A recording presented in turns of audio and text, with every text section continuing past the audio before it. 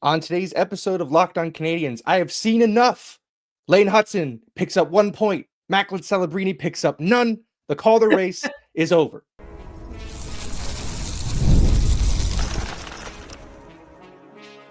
You're Locked On Canadiens, your daily podcast on the Montreal Canadiens. Part of the Locked On Podcast Network, your team every day. Hello, everyone, and welcome in to a brand new episode of Locked On Canadiens. Thanks so much for tuning in and for making us your first listen of the day. Doing that supports the show. And if you're subscribed, it means you won't miss an episode. Today's episode is brought to you by FanDuel. Right now, FanDuel customers can get $150 in bonus bets if your first $5 bet wins. My name is Ian Boisvert, also known as that Maybe It's Ian, and I'm joined as I always am by Laura Saba. Laura, how does it feel that Lane Hutson has taken the Calder crown and placed it on his head after his dominant one-assist performance against the San Jose Sharks? We have crowned him king. Yes, we, of course, all in jest. Macklin Celebrini is so good. It was really so again, annoying, another game where he's already kind of developed a reputation for me as when this guy has the puck, I think something bad is going to happen to my hockey team. Yes. And that's only going to get worse. Like he's the youngest player in the league. He won't even be 19 until the middle of the summer. Like this kid's going to be so good. Anyway, this isn't Locked On Sharks. You can go listen to JD if you want to hear about the Chompy Boys. But for now, he's this is sitting Locked On there Canadiens. thinking of his cold open right now. Yeah. And it won't be anywhere near as professional wrestling coded as mine was. All right. We have a 4-3 overtime win to talk about for the Montreal Canadiens over the San Jose Sharks. Barely sneaking out of that game with 2 points, but 2 points nonetheless. They've won 3 straight coming out of the break. We'll talk about that game. We'll talk about maybe injuries beginning to pile up. We're going to hear about Kirby Dach on Friday morning. We're going to see if Josh Anderson can keep putting it together, but if they can't, what direction do they need to go? And then we have our mailbag. We have some questions from some of our most loyal listeners that we'll jump into at the very end of today's show. But let's start in Montreal, Thursday night. A game that I don't know that it necessarily could be called a trap game because we know that they're not good against San Jose. We saw it 3 weeks ago. Are the Canadiens just trapping themselves? Yeah, I guess. Yeah, fine. I guess if the definition of the mix is whatever we want it to be, I guess trap game could be as well. But with that said, Nick Suzuki puts the team on his back yet again. A consecutive 3-point night puts him now over a point per game on the season. He now has 60 and 59, 2 goals. His first one against San Jose ever, which is kind of hard to believe, but then you look and he's only played them 9 times. So I guess that's fine. Your thoughts on another night where the Stars really led the way for Montreal? Just quickly before I walked into the game, there was also that game where they never played that 1 year where they never played San Jose in the lockout year, where it was like there was the Canadian division. So yeah. But either way, the game itself, honestly, like it's hard to criticize when it's a win. And I think that the Canadiens did not play particularly well. But I think what's telling is that the underlying metrics still have them ahead of the Sharks on most counts. So to me, and I think some of the raw numbers too, I feel like, the Sharks were only dominating in penalty minutes or whatever it is. So I do think that the Canadiens were able to pull it out. I feel like the one thing that I will say is that allowing those 3 goals, notwithstanding, against San Jose is when you're expecting everyone to get a point or everyone good on your team to get a point. And that's kind of what happened. There's a couple, there are a few multi-point games tonight. So I don't want to harp on it too much. I do think that the Canadiens they just don't play well against San Jose, and I can't figure out why. I think both ways, though, they managed to pull out a win. They're going to have to figure out something to do against Celebrini before Celebrini ever sees them again. Yeah, thankfully we only have to see him twice a year in Gary Bettman's NHL. In a perfect world, maybe it's once or never. That's a player that I would like to not see play my team. But on the other hand, I would really like to see start playing some meaningful games for that Sharks team in the near future.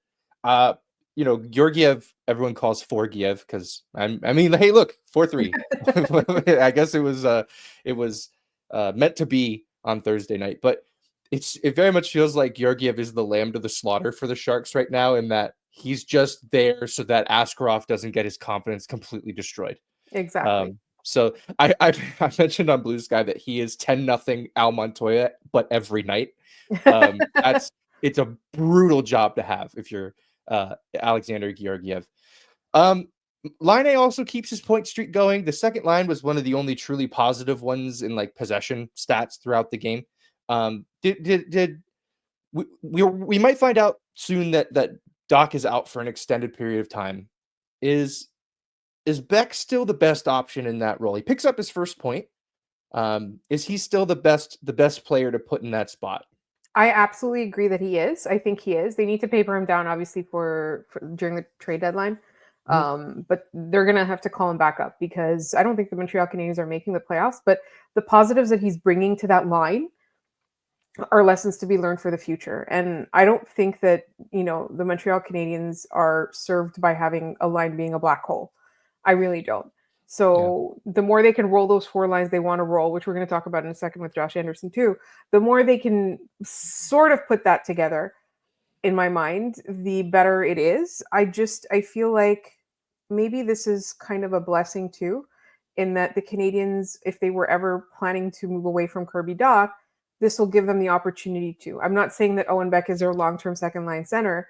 What I'm saying is if they see that the line is working and there's no other place to put Kirby Dach, like there's nothing wrong with cutting their losses. It's a business. And I know we keep talking about giving Kirby Dach the season to get back from his injury. And I also know, like, as Canadiens fans, we're kind of conditioned to think about what's going to happen. But for me, like, we're going to talk about Kirby Dach a little bit later. But for me, I think Owen Beck has played really well in the 2 games since he got called up. And I think the last game before he got sent back down as well, if I'm remembering the math correctly. I really liked what I saw from him. And I like that he's here because when the Canadiens are contending, he is going to be there. Yeah, I agree. I wonder if at some point this becomes too much for him, but he hasn't really given any inclination that time is now. Yeah. And it helps that, that right now it's a stretch of softer opponents. To do what he did against Carolina was something, right? Like that was a big deal that he did that against a capital T team, right? To do it against, San Jose, fine. They're one of the worst teams, if not the worst teams in the league. Montreal's headed into a home and home over the weekend and into next week against the Buffalo Sabres, a struggling team. Those are games where, you can see him start to build that confidence by, just playing the way that he has.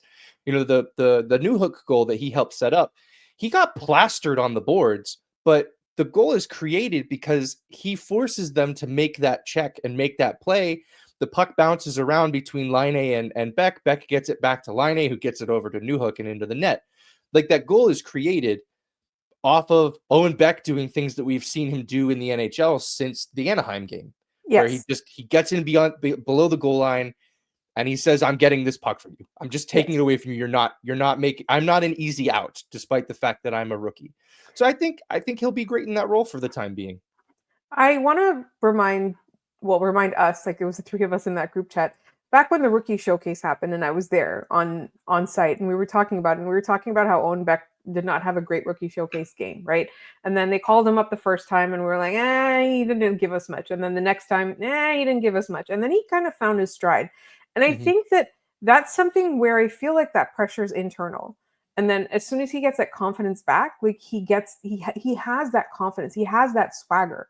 He does know what he brings, So I do think that there's like an initial shaky period, and it feels very much like Owen Beck trying too hard to get, like, to get on the team, to get in the Canadiens' good graces, to blah, blah, blah. Whereas, like, if he just remembers that, like, I'm here to do a job and that job is to play center, I think he's fine. Yep. No, absolutely. The last thing I want to mention is the last thing we saw in the game. Cole Caufield just completely walking right through Macklin Celebrini. That won't be on the highlight reels that you see from Macklin Celebrini, but he'll get plenty of those in his life. But look, I mentioned it off the top, the Stars getting this done. Cole Caufield, just deciding he was getting that done with an individual effort on a night that I thought the Canadiens were quite passive with the puck, especially the second power play. Both sides of it, both units were just passing the puck, trying to find the perfect shot against Alexander Georgiev of all people. Like it was frustrating to watch. A lot of poor decisions with the puck. I mean, it was just visually not a very impressive game, but it ends with one of the most visually impressive goals we've seen this year or ever out of Cole Caufield, to be honest. I mean, that's, he goes through the legs, walks around a guy and roofs it. What else could you ask for? Well, there are 23 games left, and he's 12 goals away from 40. So if I can ask for something, can it be that? Yes. Yeah, absolutely. And I think that line is on a roll right now. They are cruising. If he's not gonna score every other game like we think, but he's gonna need to pick up 2 in one, a hat trick in another to stay on that pace, right? All right, we'll leave that there. We'll head into our next segment where we're gonna try to figure out what the Canadiens' plans are with these potential and definite injuries that are going on. And we'll get into all that in just a minute. When the game tips off, the NBA action is just getting started. There's no better place to get in on it than FanDuel, America's #1 sportsbook. With FanDuel, you can place live bets throughout the game, so even if you miss the opening tip-off or you want to bet on a fourth quarter comeback, you can stay in the action. And if you're looking for a bigger payout, you can even combine your live bets into a same-game parlay. I love using FanDuel's live betting feature because it keeps every moment exciting, whether I'm backing my team for a late-game rally or picking a player to hit a clutch 3. I never really feel like I've missed my chance. Plus, the app is easy to use. And when you win, you get paid instantly. Right now, new FanDuel customers can get $150 in bonus bets if your first $5 bet wins. Just visit FanDuel.com to join today. That's FanDuel.com for your shot at $150 in bonus bets if your first bet wins. Make every moment more with FanDuel, the official sports betting partner of the NBA. All right. Laura, it's another game and another shift where we see Josh Anderson fall into the wall and just look like every bone in his body has some kind of break in it. We saw it against Carolina, a really dangerous looking play where when you skate as fast north-south as Josh Anderson does, if you go into the wall, it's going to hurt. He left the game for a significant portion of the second period, but on TSN, Brian Mudryk, they came back for the third, and he goes, and good news, Josh Anderson is back on the bench. And I thought, good news for who? Like, if I was Josh Anderson, just put me in a gurney and get me to the hospital and get whatever's wrong with me fixed. It's like, I don't know why he's putting himself through that. He has a baby on the way. Yeah. This man is about to become a dad. What is he doing out there? Why does he keep subjecting himself to this? This is the question I have. Because he's the one making that decision. He's the one being like, nah, I'm good. I'm getting back out there. Yeah, I think when it comes to things like this, it's how much damage am I going to do if I continue to play? Yeah. And they probably have determined that it's not much, but it's hard to see permanent. That. I think the answer is it's damage, but it's not going to be permanent. All right, I'm good. Yeah, exactly. And look, like Josh Anderson, I know he on this show, especially earlier on this year and definitely last year, it's been tough to watch him play, but this year he's a different animal, and he's a guy that I think would be really difficult to replace. Yeah. It's who on this roster can do what Josh Anderson does in the frame that Josh Anderson has. That list is Josh Anderson, and maybe that's it. Yeah. Like Laine's about the same size. He's not moving anywhere as quick as Josh Anderson is at any point this season. Well, Josh Anderson is also like broader, right? Josh Anderson is more man. Like there's more person in there, right? Yeah, I think so. I think height-wise they're the same. Yeah, but I think Anderson has a bigger reach. It just seems like he could reach through the neutral zone sometimes. Right. Exactly. Whereas Laine plays a little more compact. He's like lanky a little bit, right? Yeah, he's like, for sure. Yeah. So what's the play here if he can't go? Is it just we'll put Michael Pezzetta in and pray? No, I don't think so. It can't. You need a guy who can play the penalty kill. That's 1. 2, you need a guy who can skate as fast, right? Mm-hmm. He doesn't have that many points. It's not like you're replacing his production, but he's getting into certain areas. He's distracting the opponent. He's barreling up the ice. He's getting the puck up there. But the penalty kill is the part that I care about the most. Is like if you put everything Josh Anderson does together, you get a pretty well-rounded player, except for a guy who can't score. And yeah, no kidding. Which I know, but he had so many great looks in this game. Yeah. He had so many great looks, and they just like he's cursed. He's just cursed. It's not going in anymore. I don't know why. I don't even lean out of my seat no more when he has the puck. When he has the puck in those situations, I just know it's not going. Pass it to Gallagher. You have a better shot. I think it's a pride thing too. It's like I feel like he was criticized for 2 years, and particularly roughly last year. Yeah. And I think he just he wants to remove that taste out of people's mouths, which is admirable. It's just, Josh, what are you doing, right? Like they need to wrap him up in like Arctica laced bandages and like put him on the shelf for a few days, I think. Yeah. So okay, maybe who's the winger call up to come out of Laval if we're not playing Michael Pezzetta should Anderson come out of the lineup? Like top of mind to me is like Raphael Harvey-Pinard, but that's not really replacing the same guy. You're kind of hoping that maybe you can elevate Emil Heineman to the third line and say try to play like Josh Anderson, but like can he do that? I just don't know. And do we want him to do that? Because he's been doing so many other things so well. That's the other thing, right? So I think that RHP is probably the one that makes the most sense. But it's not like the Canadiens don't have any options in Laval. Like call somebody. You know what? Who they should call up is ABB. Yeah, I was gonna say Barboulay. He's played really, really great hockey in Laval. If anyone's earned the call up, it's him. Yeah, he's not like Josh Anderson, but he brings good. He brings good things. Yeah. So for me, like if the choice is Michael Pezzetta or ABB, it's Barboulay. He brings good is that's fine. Perfectly concise. Everybody knows what you're talking about. Yeah. Let's look further up the lineup on the second line. Kirby Dach missed a second game. Yeah. The Canadiens very ominously said, we will update you guys on Friday. I don't have it in me to think anything other than this is not good. It's not. It's not, because if they're going to update us on Friday, it means at least one other consultant has been seen, as opposed to just like a physician, right? It means that there's probably like an MRI or something, involved. So, and it could be that they're just trying to get a lot of information, right? Like, didn't the same thing happen with Patrick Laine? Like it was like a few days and then they're like, okay, it's going to be, what was it, 6 weeks, 2 months, 2 to 3 months. I think it was 2 to 3 months, right? So like, it doesn't surprise me, or it wouldn't surprise me if that's what they come out with. It's like he's out for the season when the season's only 23 games left. See, we talked about that. I know. That's dangerous language. That's why I brought it up. Yeah. They're going to say out for the season. That's 20 games. Like, okay, I guess. Like, but yeah, and I mean, we don't know yet. You listening to this, listener, you may know the answer to this already of whether or not he's going to play games again for the Canadiens this year. Let's play nuclear scenario, and that he doesn't. They rule him out for the rest of the year with whatever lower body injury he has.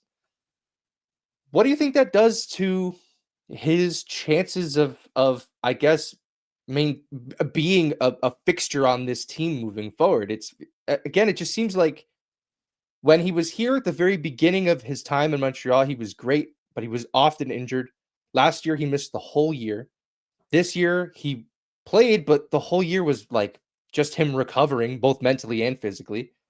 And then this happens again. Like, where are you at on Kirby Dach? This is our What's Up Doc segment. Our What's Up Doc segment. I think the Canadiens are gonna, if they haven't already, they're gonna start looking at other options. This is not to rush him out of town or anything like that. It's that if they want to keep Kirby Dach, they need someone to be there when he's injured. If they don't want to keep Kirby Dach, they need someone to be on that line, right? Yep. And I think that when he's at his best, Kirby Dach really gives us hope for this team's future. When he's not, we just keep wondering what he's doing here. The problem that I have is that I don't see a replacement that's going to be made available to the Canadiens. That's the biggest thing. It would have to be an external option, and it would have to be an option that Kent Hughes got creative to go get. Okay, let me ask you this. Okay, I'm just going to throw this out there because I want to. Let's say Sidney Crosby throws a tantrum and says, "I love where this is headed. I want to go to Montreal. I'm a child. I was a Canadiens fan growing up. Pittsburgh is obviously in disarray. I don't have hope for next year. Kyle, send me to Montreal. I'll work something out with them. I know I said I was going to retire a Penguin, and I lied, right? What happens then?" Well, remember how we talked about those Pierre-Luc Dubois situations as like Montreal has all the leverage here because Dubois wants to come to Montreal, and then he very didn't. Yeah. if this is true, if like the way that you've explained it is what's actually going to happen, and again, no insider information on this just yet. This is But wannabe yeah, insider. No, this is wishful thinking, is what it is. yeah, for sure. But like that would be a scenario where the Canadiens would have leverage, right? Like that would be a scenario where, hey, this is the only team he wants to go to. Make something work because you owe it to this player to do that. If you're Kyle Dubas and the Pittsburgh Penguins, I can hear Patrick on Locked On Penguins just getting so mad at the Crosby to Montreal talk. I know it bothers Penguins fans a lot. As long as the Penguins stink, though, it's not going away. That's part of the appeal. You like to be that hater. That's part of the appeal. Sorry, you said what was not going away? I cut you off. No, I was just as long as things continue to stink for Pittsburgh, like these echoes are going to be there. Yeah. And again, like Sidney Crosby did say that he wanted to retire Penguin. I believe I can't remember if it was he that said it or the team that announced it, but either way. Like it's hard to picture Sidney Crosby in any other uniform. And I don't necessarily think he would do that without a whole lot of soul searching and tears and all kinds of stuff. And the Montreal Canadiens do have to show some promise to be a contender, right? I just like, for me, the wishful thinking is that, like, he's getting old, but he's still got juice. He's injured right now, but he was once the best player in the world, right? Yeah. And he wasn't dethroned a long time ago. He was dethroned like a couple of years ago.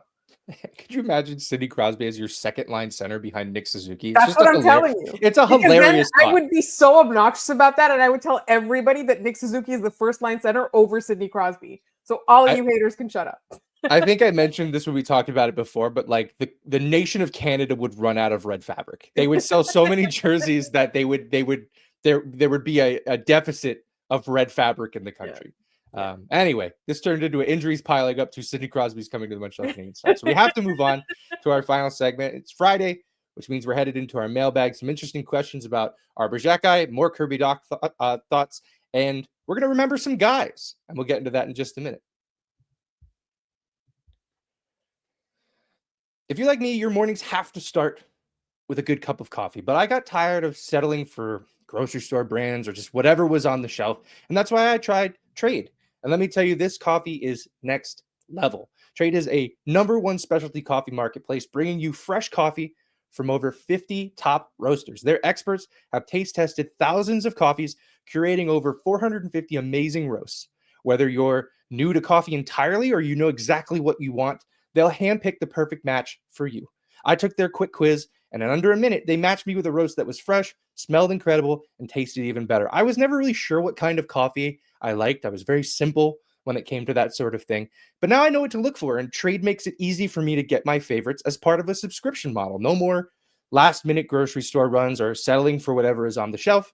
And if you don't love your first bag, there's no worries. Trade will replace it for free until they get it just right. Now, Trade is exclusively offering our listeners 40% off your first order at drinktrade.com/LockedOnNHL. That's drinktrade, TRADE.com/LockedOnNHL for 40% off your first order. drinktrade.com/LockedOnNHL.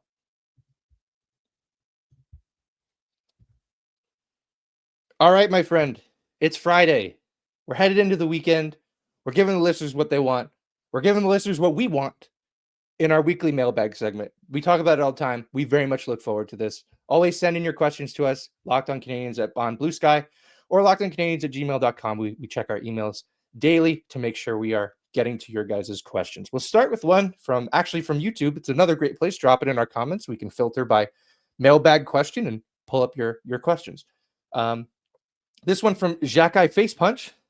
With the seeming emergence of a Hudson-Struble pairing, I wonder what this means for my boy X. I'm happy for Struble, of course, but I wonder if X will be the odd man out when Goulet returns. Is this a real possibility? Is it more likely that someone, Savard, will be moved anyways? Please give me some reassurance here. I went into the game ready to offer that reassurance, and I still will. However, Arber Xhekaj did not play for most of the third period. He was benched. He made a couple mistakes, one of them being on San Jose, their third goal. I think that's not Marty saying I'm done with this player. That's Marty saying this player tonight does not give me a chance to win the game. I think this team, this coach, this front office, this locker room values Arber Xhekaj to a level that I don't think we fully comprehend. I think that they found their third pairing left shot defenseman of the future. I think that he will be in Montreal as long as he wants to be, and as long as his play continues to be at that level. What are your thoughts on Arber Xhekaj, and Struble potentially moving up the depth chart and Arber being where he is? So when I saw that question, I had the same thought as you, is that like this team loves him, right? Yeah. He's not in trouble, right? It's No. just that his role or importance on the team might change, but they're going to keep him, right? They love him. They re-signed him. And I think that he brings something when he's playing well. He brings something that not a lot of defensemen have, and certainly not on this team. Just because Struble has moved up in the pairings does not mean that Xhekaj is going to be the odd one out or left behind. I think his role might change, but either way, he's not in trouble. Yeah. No, I look, I just think Arber has played some really, really great hockey as of late, as has Struble with Hudson. Yeah. He had the San Jose game was an off game for Arber Xhekaj, but I think that if anyone's going to rebound off after a bad game, it's him. He's at this point in his career, a consummate professional. Like, he knows what he's doing. Absolutely. And the thing that I think is that, he's had so many good games this year. He's had only 2 or 3 bad ones. We didn't like him in the preseason, or we didn't like what he brought in the preseason. And when I say that, we didn't see him. Yeah. That was and people gave us so much crap for that. Yeah. I'm sorry to bring it back up, but like, our argument was we are not seeing him play. He's getting ejected out of every game. Right. We need to see him. When we saw him, he was good. Guess what? Yeah. We turned out to be right. We were right. Yeah. But all of this to say is that, Struble, he had a couple of bad games, like, was it 2-3 weeks ago? We were like, oh my God, woof. Right? Yeah. And now he's playing with Lane Hudson. So, both of these players are doing their best. They're putting together solid seasons. Arber Xhekaj, I would argue, has played great. It's just, if you're not doing well in that game, the same thing happened to Slafkovsky. He got benched one game because Marty needed to win. Yep. For sure. It happens. These things happen in games. They're not personal. Marty loves that player. I know everybody needs to understand that that's true. We all do. Yeah, for sure. Boondoggle asks, with Demidov coming, is it time to trade Dach and shore up the second center with somebody who's not a defensive liability? Dach is not consistent in his play. That does not bode well for being a perennial contender. If the team wants to progress, how long do they give Dach to prove his mettle? We kind of covered most of that. Let's cover the last question there. The last part of it. Okay, so say he's out for the season. They give him 20 games next season. In the meantime, though, do they add a player to the roster? Yes. I agree. They don't make a splash, but they add a guy. Yeah, they can still believe in Kirby Dach, the player, and not necessarily Kirby Dach, the center. And they can go find that center to play on this lineup. I think that's, at this point, one of the more likely scenarios. Sidney Crosby. Yes. Yeah. We're just going to keep, that's going to keep going into the ether until. Does anyone have Sid's number? Can you start texting him about this? Yeah. Yeah. We'll start taking out ads in Pittsburgh for Locked On Canadiens of just us saying, hey, Sid, come hang out. Last question of the day from our friend Kay over at the Game Over Network. As this team hopefully enters the next phase of the cycle of this rebuild, going back to the years they've been bottom 5 pick bad, who's going to be the random remember a guy type of guy you're going to look back on and think fondly of? It's not a bottom 5. It's not a bottom 5 guy, but my remember a guy's got to be John Merrill. Yeah, that's fun. They went to the Stanley Cup final with him. But he's going to be my remember a guy, like the guy that was here for like a very short amount of time. And just like the video of him coming home after like not having seen his family because of like we were in lockdowns, like it just like it's so endearing to me. Yeah. I've only had experience of one team that I've rooted for in any sport of winning a championship, and that was the Washington Nationals in 2019. And I remember watching them celebrate. My first thought was, I wish Jason Worth was here. Jason Worth was like the first guy that came to Washington and made them like a place that it seemed like stars wanted to go play. He was the perfect national. The guy ruled. And it was my first thought was, man, I wish this guy was here. And the thing that I keep thinking of is like, if and when they ever win the cup with this core, who am I thinking like, man, I wish that guy got this. And I know it's not a remember a guy, or even from the times they were bottom 5 pick bad, even though there were worse seasons, he was a bottom 3 pick guy. I keep thinking of Thomas Plekanec for some reason. Like he's the guy that comes to mind. Like, man, that guy went through so much crap here, and he was way better than he ever got credit for. And if there's one guy I ever wanted to see put that cup over his head, it was Thomas Plekanec. For whatever reason, I know Saku's in there too, but Saku's going to get his love forever. Like for me, it's Plecky. If Plekanec got to raise that above his head, like that to me would have been fantastic. Like that's the guy I think of. Here's the thing. The Canadiens are good, right? Like this is 3 or 4 years from now, maybe even 5 years. They're good. They think they're going to win a Stanley Cup, right? Which former players do they sign to the front office and give them consequential enough jobs for them to hold the thing up at the end of the year? Saku, Markov, Shea Weber, Plekanec. Who else? Yeah. Maybe Kovalev is here. He's already on the coaching pipeline, right? Like that to me is a tap in. I think Carey Price. Carey Price. For sure. How can I forget Hall of Famer? I'd like to see them bring Carbonneau back into the fold in some way. That was a guy who, like, the teams he coached were pretty decent, and then like they just turned the lights off on him for no reason. Like it was just kind of like he lost the room. Yeah, he did, but like that's one of the best players in franchise history over the last 50 years. Like that's a guy that you should have around, and a guy who knows at least pretty recently what it's like to win in this market. There's not a lot of those guys that stuck around. We chased Patrick Waugh out of town and then made up by retiring his jersey, even though that was always going to happen. But anyway, that's enough remembering guys for now. We listed a lot of guys right there. So great work there, Laura. All right, we'll get to our 2 trivia questions and call it a week here. Yesterday's question was a follow the player path. Dallas, Buffalo, St. Louis, Detroit, Montreal. Laura, do you have the answer to this one? It is trade deadline acquisition rental Steve Ott. Steve Ott, Montreal Canadiens legend. I love that he played, I think it was like 14 games with the Canadiens that year, and that was it. And then he retired. I think he's on the bench in St. Louis right now, so he's still around. But yeah, Steve Ott. Those were fun times when our big trade deadline acquisitions were Dwight King and Steve Ott and Andres Martinson. Jeez. All right. Sorry. Yeah. I mean, didn't they call Martinson Beefaroni? Wasn't that his name? Yeah. And I don't even know why. Today's question: with goals against the Hurricanes and Sharks this week, there are now only 2 teams remaining that Nick Suzuki has not scored against. Who are they? So the 2 teams left in the National Hockey League who have not seen Nick Suzuki score against them. If you have the answer, put it in the comments down below this video. Send it to us via email, Blue Sky, Carrier Pigeon. You guys know how to reach out to us. You will find a way to make us see that you are a smart Montreal Canadiens fan. And that's it for today's episode and for this week on Locked On Canadiens. Thanks so much for listening and for subscribing, listening every day, and sharing this podcast wherever you get it. Locked On Canadiens everywhere. Blue Sky, Instagram, TikTok, email, lockedoncanadiens@gmail.com. Please send us your mailbag questions all week. We compile them all week. It's not just a late week rush. We try our best to stay on top of those, and we want to make this as interactive a platform as possible. You can find me at Maybe It's Ian. You can find Laura at The Active Stick. Thanks so much for tuning in, and we will see you guys next week.